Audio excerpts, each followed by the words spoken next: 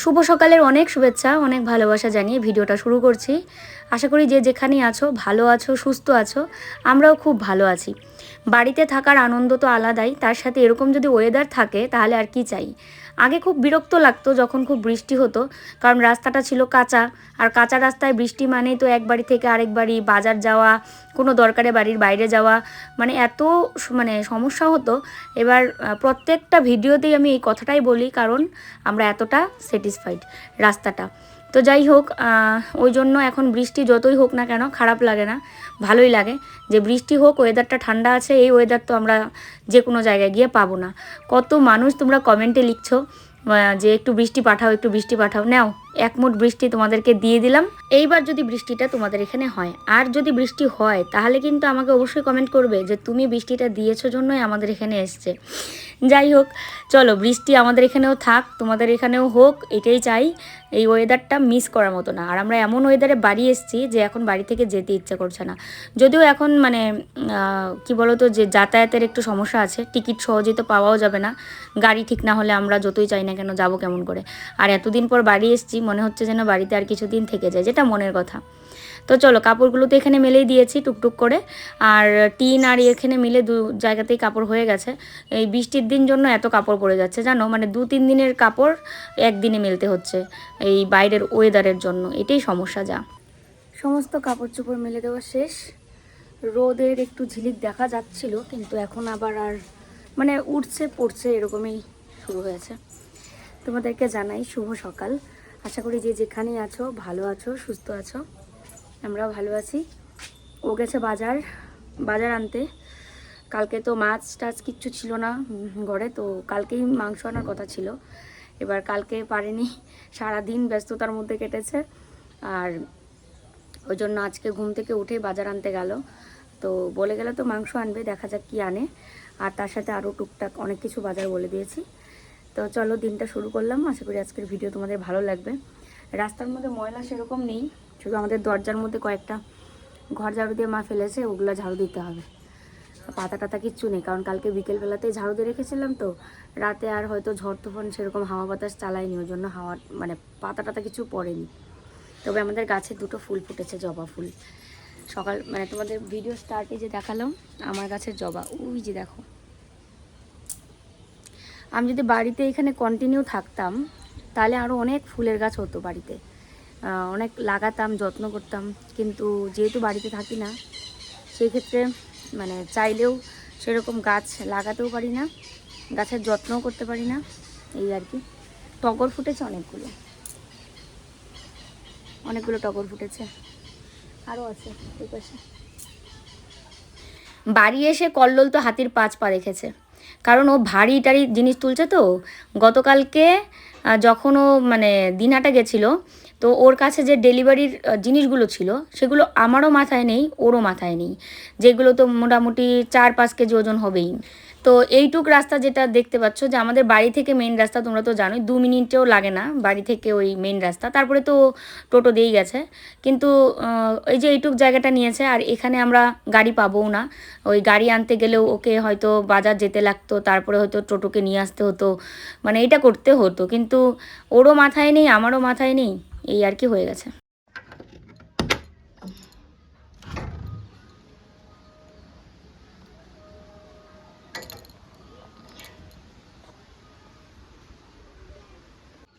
এত ওজন টানতেছো তুমি?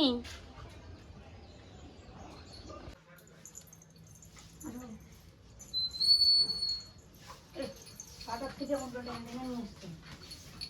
একটা টোটো নালে নিয়ে আসতাম।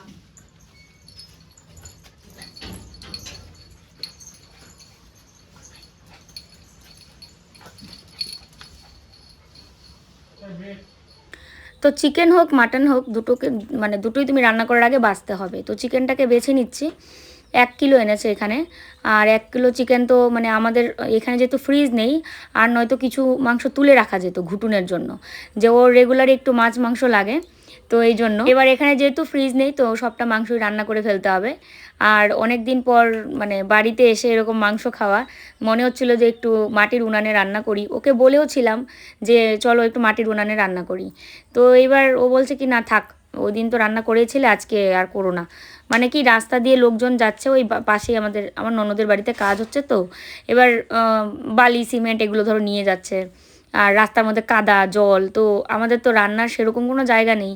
এবার নিতে আসতে যতই বলো না কেন, যদি ওই জল টল ছিটে পড়ে বা কিছু, ওই জন্য বলছিল যে থাক আজকে বাদ দাও।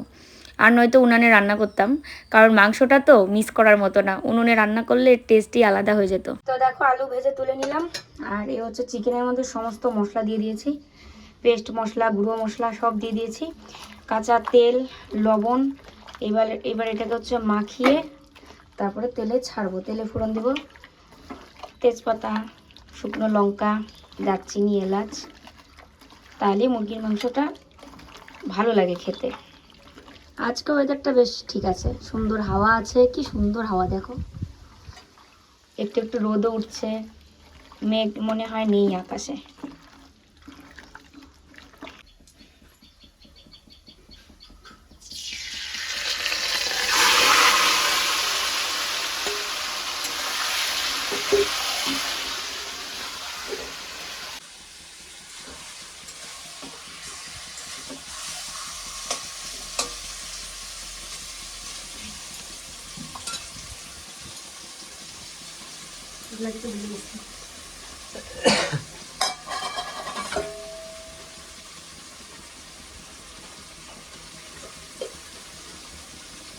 এই মশলাদানিটা আমি নিয়েছিলাম মিশোর থেকে, এবার ফ্লিপকার্টেও নিশ্চয়ই পাওয়া যাচ্ছে। তো এটা নিয়েছিলাম যখন, তখন আমি মানে ভিডিওতে দেখিয়েওছিলাম, কিন্তু তখন না লিঙ্ক দেওয়ারই এটা মনে ছিল না। আর এটা যদি ব্র্যান্ড শ্যুটের জন্য হয়ে থাকে তাহলে তো অবশ্যই আমি লিঙ্ক দিয়েছিলাম, তো আমার ঠিক মনে পড়ছে না, কারণ অনেক দিন আগের কথা তো। এবার আমার যতগুলো মশলাদানি ছিল একটা একটা একটা একটা করতে করতে সবগুলোই শেষ। বাকিগুলো মানে যেগুলো আমি ফাইনাল মানে এমনি ইউজ করতাম, যে সব সময়ের জন্য যে মশলাদানিগুলো ইউজ করতাম, সেগুলো কিন্তু কলকাতায় নিয়ে গেছি। এবার যেগুলো এইখানে ছিল সেগুলো আমি আলমারিতে তুলে রেখে গেলেও ঠিকঠাক মতো এগুলো মানে হয় না, সব ইঁদুরে কেটে শেষ করে দিয়েছিল। যখন আর কি আমাদের সিলিংটা ছিল না, তখন তো ইঁদুরের খুব উৎপাত ছিল, তখন বানরও কিন্তু একটা ঘরে ঢুকতো, মানে ওই বানরটা এসে সব ফেলতো আর ইঁদুর মানে খেয়ে নিত। এবার নতুন করে আর কিন্তু মশলাদানি আমি কিনিনি। তো আজকে হঠাৎ মনে হলো যে এই মশলাদানিটা তো আছে, তো এটা ধুয়ে শুকাতে দিই, শুকালে পরে এটার মধ্যে না আমি মশলা রাখতে পারবো কয়েক রকমের, তাহলে আমার আর মশলা কৌটার কী দরকার।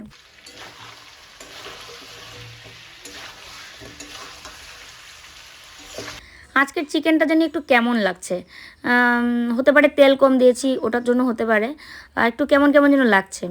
আর আমার মানে যেদিন চিকেনটা একটু রান্না করলে ধরো তেল ভেসে উঠলো, মানে এক্সট্রা তেলের কথা বলছি না, যেটা চিকেনেরই তেল, তখন ভাল লাগে। কিন্তু এই চিকেনটা জানি না আদৌ খেতে কেমন যে লাগবে। এগুলো এখন আবার এরম করে দিয়েছি, রোদটাতে যদি একটু শুকায়, মশলাগুলো রাখবো এখনও শুকায় না। আর মশলাদানি আমার সব ইঁদুরে কেটে শেষ। লবণদানিটা তাও ভালো ছিল, এবার দেখি নিচের দিকে ওটা ফাটা। লবণ কিসে রেখেছি জানো, একটা স্টিলের জগ আছে, জগ না ওটা জার, স্টিলের জার একটা, যেটার মধ্যে দুধের অ্যাকচুয়ালি এটা মিল্ক ক্যান আর কি, ওটার মধ্যে লবণ রেখেছি।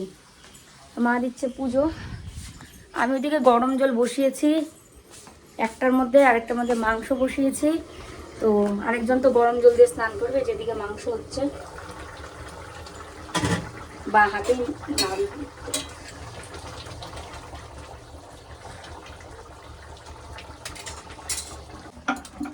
দেখো এই হচ্ছে আমার লবণদানি, তো এটার মধ্যে লবণ রেখেছি, বেশ ভালোই হয়েছে, কাজে তো একটা লাগুক, এটা ওই সেলফের উপরে পড়ে থাকে, তাই ভাবলাম এটার মধ্যে লবণ রাখি। কালকে ধুয়ে শুকিয়ে তারপরে লবণ রাখা হয়েছে। মাংসটা একটু চেখে দেখলাম লবণ কম কম লাগছে, তাই একটু লবণ দিয়ে তারপরে লাস্টে গরম মশলা দিয়ে ঢেকে রাখবো। আর সাথে হচ্ছে ডাল রান্না করব, ডাল ভিজিয়ে রেখেছি।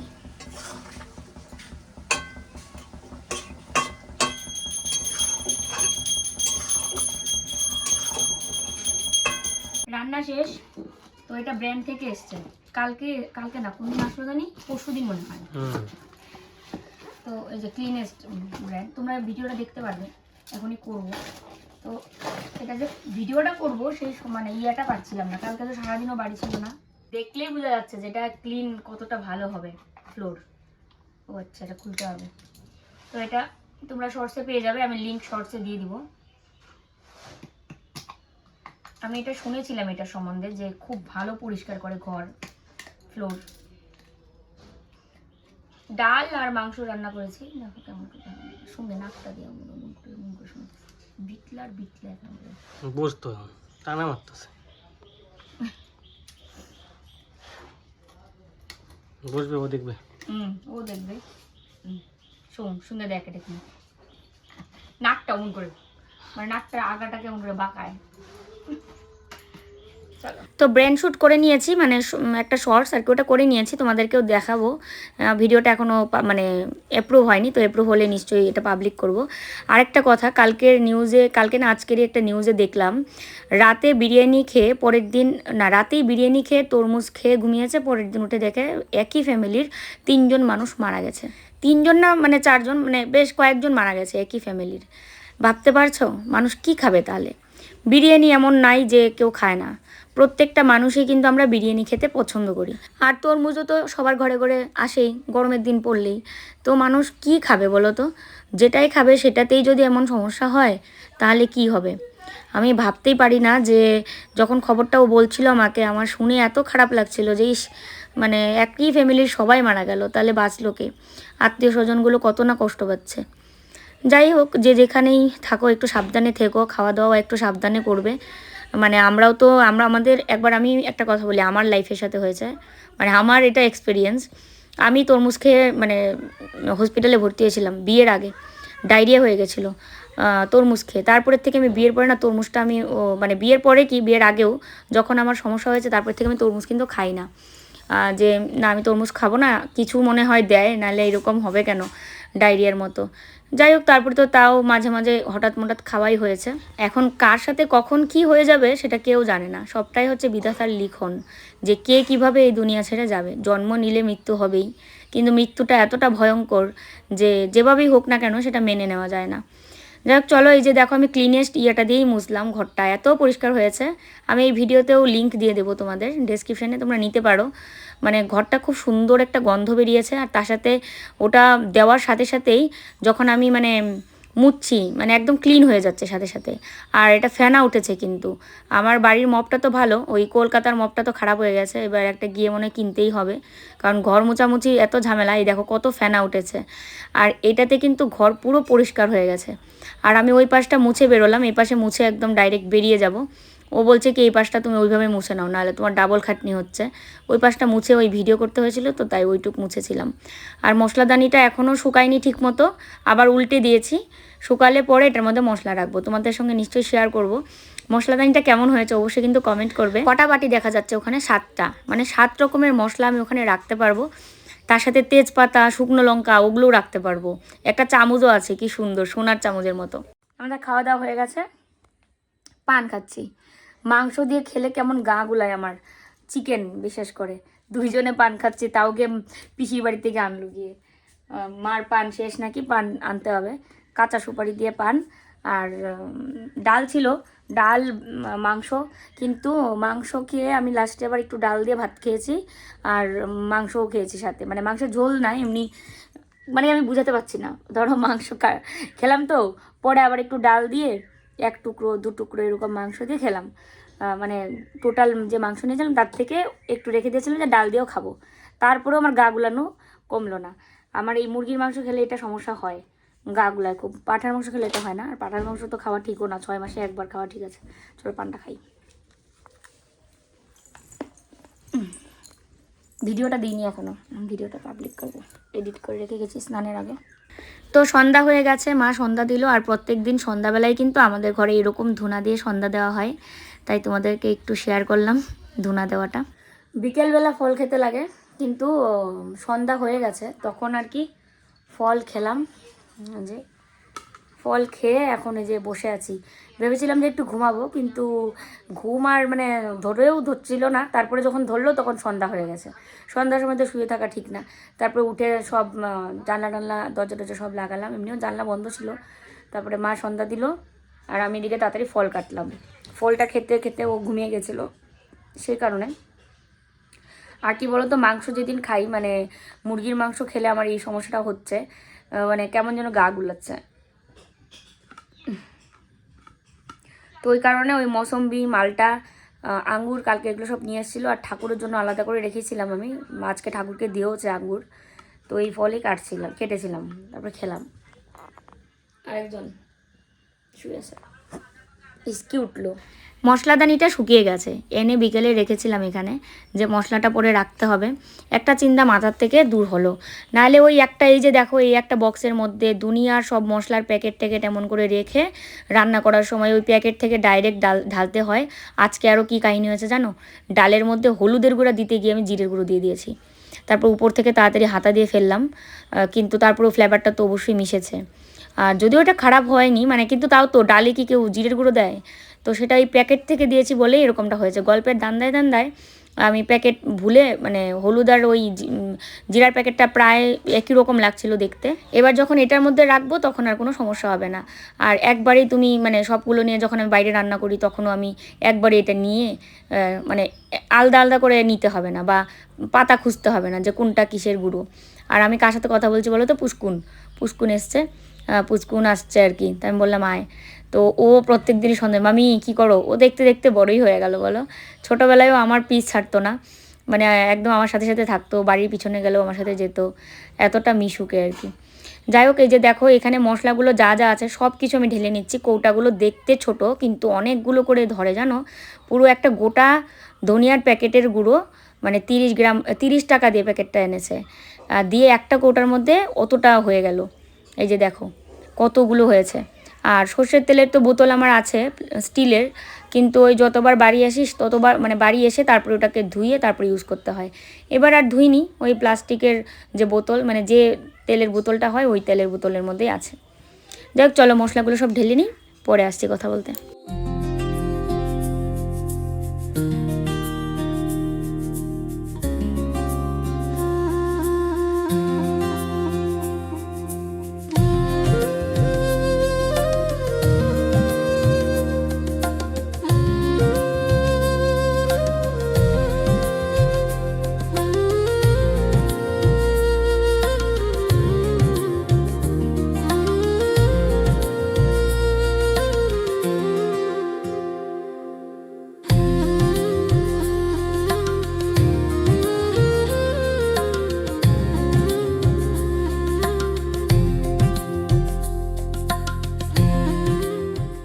একটা জিনিস ভাবছি, আচ্ছা তোমরা একটু কমেন্ট করবে তো, আমি যদি এই মশলাদানিটা এরম করে ঢাকনা দিয়ে ঢেকে আবার 3-4 মাসের জন্য হয়তো চলে গেলাম, তখন কি মশলাটা নষ্ট হয়ে যাবে?